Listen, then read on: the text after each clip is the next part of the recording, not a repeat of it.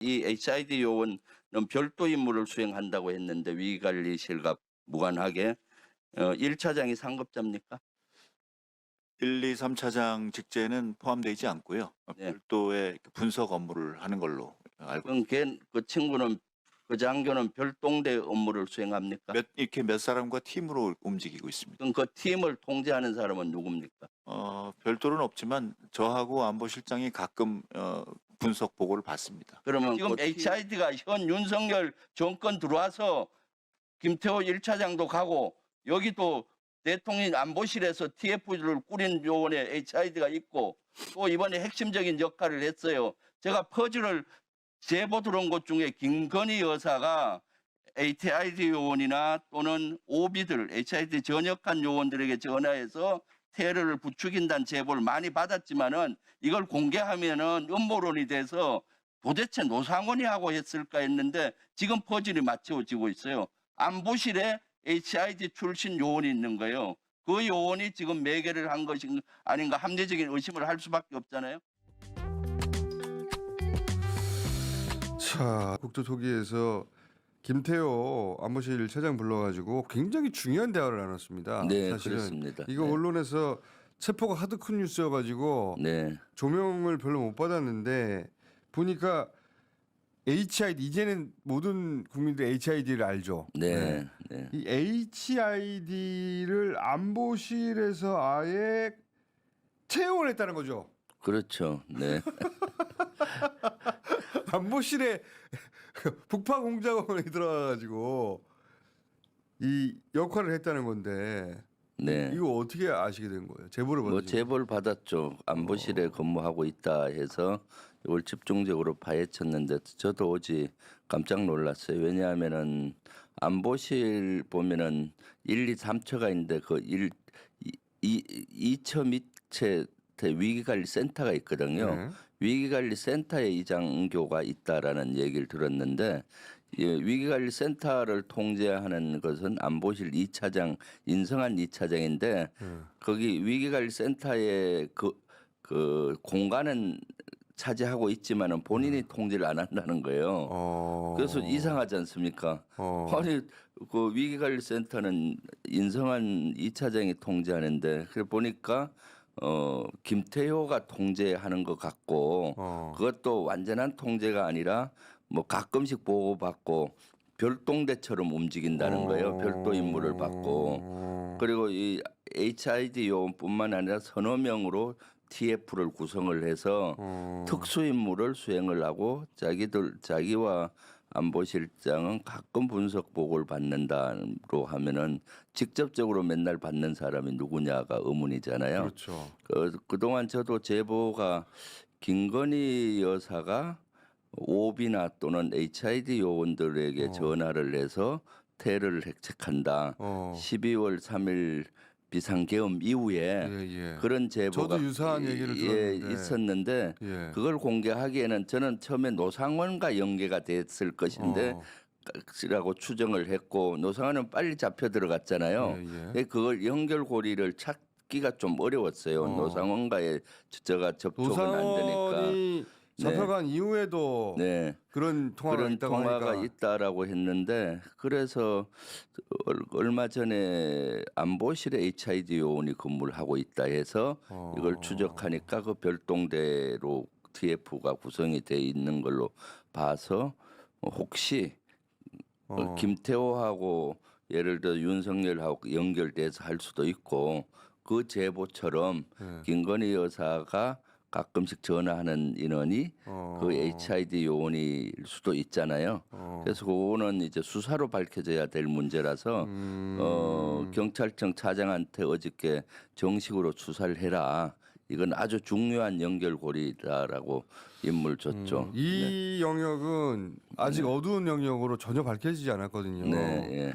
그러니까 제가 국회 가서 제보했던 그 우방부로부터 제보부터 받은 제보 그리고 의원님도 사실은 그 이후에 유사한 제보를 많이 받으셨다고 알고 있는데 네.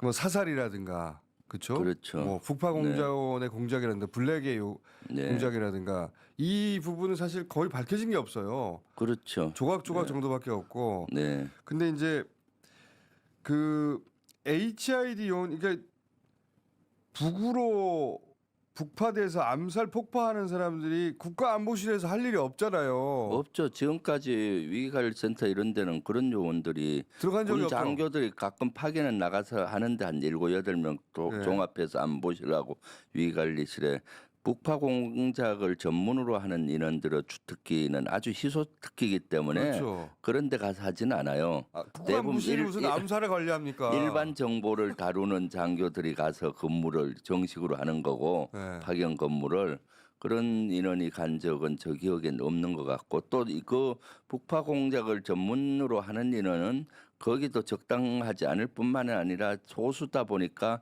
정보사에서 할 일이 많아요. 네. 그 끝나면 공작 교원으로 전환돼서 또 한다든가 계속 그런 업무 특수 업무를 하는데 왜 안보실에 그런 인원이 그러니까요. 갔겠어요? 요인을 암살하는 역할을 하던 사람을 지금 국가안보실에서 데리고 있을 이유가 없잖아요. 네. 그리고 또 밝혀진 게 하나는 김태호 1차장이 이 HI 부대를 방문 네. 사상 최초로 네. 국가안보실 차장으로는 그것도 그렇죠. 이번에 밝혀졌어요. 네. 그러니까 이 HID 요원이 보니까 2023년 초에 파견 근무를 시작을 했고 네. 그리고 몇 개월 후에 23년 초에요? 예. 오. 그 했고 그리고 나서 23년 6월 1일 날 김태호 안보실 1차장이 HID 부대를 방문해서 훈련 장면을 아주 세부적으로 봤고 오래 머무르면서 하다못해 그 사무실에서 담배까지 피워서 눈살을 찌푸렸다 라는 제보까지 있었는데 본인은 부인하는데 그 정확한 정보 소스는 그렇고요. 그리고 갔다 오면은 또 그때 원래 6월달에 갈 때 대통령이 가려고 했는데 그 대통령이 오는지 알고 준비를 HID 부대에서는 했었는데 나중에 보니까 안보실 1차장 김태호가 왔다 간 거죠. 그런 것들이 다 일련의 어떤 그리고 나서 그런 것들이 보니까 TF가 구성이 되고 뭔가 특수임무를 또 별동대 같이 했지 않았나 이 싶습니다. TF라는 게 전직 HID 요원으로 꾸려진 TF라는 거죠. 정보요원이라고 했거든요. 정보요원. 정보요원이라 하면은 국정원, 방첩사, 뭐 전직 HID가 되든 하여튼 더 정보를 다룬 3-4명이 했고 자기는 그 정보 분석을 가끔씩 받는다라고 했으니까 HID가 정보 분석이 뭐 있겠어요. 그러니까요. 그러니까 거기 이제 정보라고 하면은 국정원도 있고 사이버사도 있네요. 사이버사라든가 이런 거와 연계해서 평상시는 정보 분석하면서 새로운 공작 임무를 할 수도 있는 것이고 그러다가 이번에 깊게 관여가 되지 않았나 의심을 하고 있습니다. 노상원과의 관계가 네. 지금 알려진 것보다 더 일찍부터 시작됐을 수도 있겠습니다. 그렇죠. 그럼 HID 인원을 왜 거기 보냈느냐 처음부터 아마 저는 처음에 안보실에 HID 요원이 갔다고 해서 누가 추천해서 갔느냐 예. 기존 조직에는 없었는데 그것도 예. 조직에 없어서 TF를 만든 겁니다. 그렇죠. 조직 인원 인가된 인원이 아니니까 그럼 노상원일 것이냐 아니면 김용현일 것이냐 아니면 김태호 1차장이냐 그 셋 중에 하나일 수가 김용현은 있거든요. 군이 김태호는 군을 잘하는 건 아니니까. 네네. 그래서 아마 초기부터 김용현과 노상원이가 관련이 돼서 노상원이가 추천을 하고 블랙 또 쪽은 네. 어두운 영역은 노상원이 그러니까요. 전문이니까. 네네. 그래서 아마 김태호하고 김용현하고 윤석열하고 이렇게 한 몇 명만 소수로 이렇게 한 것 같고 했을 걸로 전 의심을 해요. 마침 그때 국정원장 하는 조태용이가 옆에 앉아서 물어봤거든요. 2023년은 조태용 국정원장이 안보실장 할 때요. 예. 그래서 그때 그런 불행 요원 HID 요원이 그때 근무한 거 아느냐 했더니 HID 요원이 근무한 건 몰랐는데 TF가 구성된 건 알았다. 그 임무는 특수 임무라서 알려줄 수는 없다라고 조태용도 얘기를 했었거든요. 그런 생각도 듭니다. 네, 이거하고 쭉 연결해가지고 지금 좀 잊혀졌는데 체포가 워낙 큰 국면이어가지고 네, 블랙이 복귀하지 않았다는 뉴스. 네, 그 블랙 중에 일부가 우리는 공항 폭파 담당했고 사드 공격 담당했고 그 블랙 요원이 결국은 복귀했는데 그들은 복귀했지만 복귀하지 않은 인원들이 있다. 여기까지 사실은 얘기하다가 체포공연으로 넘어갔거든요. 그렇죠. 근데 그때 그 블랙들이 자기들한테 명령이 떨어졌는데 그 다음 명령이 없어가지고 계속 대기 상태다. 그 블랙들을 움직인 그 명령 체계가 아직도 밝혀지지 않았거든요. 네, 그렇죠. 이 라인일 수도 있겠다는 생각이 갑자기 듭니다. 저도 어저께 그런 의심이 들어서 수사를 하도록 요청을 했고요. 일단은 왜냐하면 그 정확히 그 당시 제보 들어왔던 것은 그 불행 요원들 중에 일부 불행 요원이 운영하는 첩보원도 있으니까 그 망해서 청주공항과 사드 기지 대구공항을 폭발을 하려는 임무를 받았는데 중간에 임무가 끊어졌다. 연결이 안 돼서 그 사람들은 한 사람한테만 임무를 받으니까 불안하다. 빨리 임무를 해제를 해달라. 자기들도 이거는 잘못됐다고 나중에 뉴스를 보니까 비상계엄 나오고 막 그러잖아요. 그래서 제보가 들어와서 저희가 그 민주당 차원에서 법사위하고 이럴 때 국방 차관한테 계속 요구를 했었고요. 그래서 불행 요원들은 군인 불행 요원들은 현역은 다 복귀했는데 나머지 예비역이나 이런 요원들은 나중에 임무 해제가 안 됐는데 나중에 잘 돼서 총기나 뭐 폭발물을 반납하고 일상으로 돌아갔다고 제보를 받았는데 그렇죠. 그 지시를 누구가 했느냐? 그렇죠. 그때까지만 아직 복귀하지 않은 블랙은 네. 어떤 인물이냐 이런 거 밝혀지지 않았거든요. 네, 그걸 밝혀지지가 않았고 그래서 그것은 혹시 노상원 라인에서 한 것이 아닌가 유추했는데 지금은 안보실의 이 그 별동대 같은 이런 HIDTF 이런 데서도 임무를 조출 확률이 있겠다라고 혹은 의심이 노상원과 됐죠. 이것이 다 연결돼 있을 수도 다 있고. 연결이 돼서 하나가 됐을 수가 이런 있는 아이디어를 거예요. 김태호가 스스로 냈을 것 같지는 않거든요. 네네. HID. 김태호는 사실 안보실 1차장은 외교를 담당해요. 그러니까요. 그다음 2차장이 군대 업무를 담당하는데 2차장은 모르고 1차장 밑에 뒀다고 하니까 네네. 그렇죠. 진짜 이상한 거죠. 예. 그래서 저는 노상원, 김용현 같은 사람들이 그러니까 특히 노상원이 아주 일찍 이 윤석열과 연결된 게 아닐까 우리가 생각하는 것보다 훨씬 더 일찍 그리고 차근차근 이런 준비들을 했던 게 아닐까? 이쪽은 다 어둠의 영역 아닙니까? 노상원은 아마 일찍 연결이 됐을 거라고 제가 문제 제기는 했었거든요. 네, 아주 일찍 된 것 왜냐하면 같아요. 이 친구가 박근혜 정부 때 경호처의 군사 보좌관으로 있었어요. 네. 그래서 경호처 업무를 잘 아는 인원이니까 이번에 윤석열 정부 들어오면서 대통령실을 용산으로 이전했잖아요. 네. 간저도 이전하고 그래서 새로운 경호 체계를 만들어야 되고 김용현은 경호를 잘 모르지 않습니까? 그러니까 그때부터 노상원의 그런 걸 좀 접촉을 하면서 그때 조언을 받고 그러면서 어둠의 세계인 불행 요원의 이런 세계, HID 세계에 대해서 많은 정보를 듣고 했을 겁니다. 그러다 보면은 아마 앞으로 쿠데타를 하는 데 있어서 그런 인원들을 활용해야 되겠다는 생각을 김용현이 했을 거고 그런 것들이 또 윤석열과 얘기를 나누면서 저는 네. 그 축도 있긴 당연히 있을 텐데 서로 잘 알던 사이라는 거 아닙니까? 노상원, 김용현이. 근데 그 라인 말고 별도로 노상원이 추천받아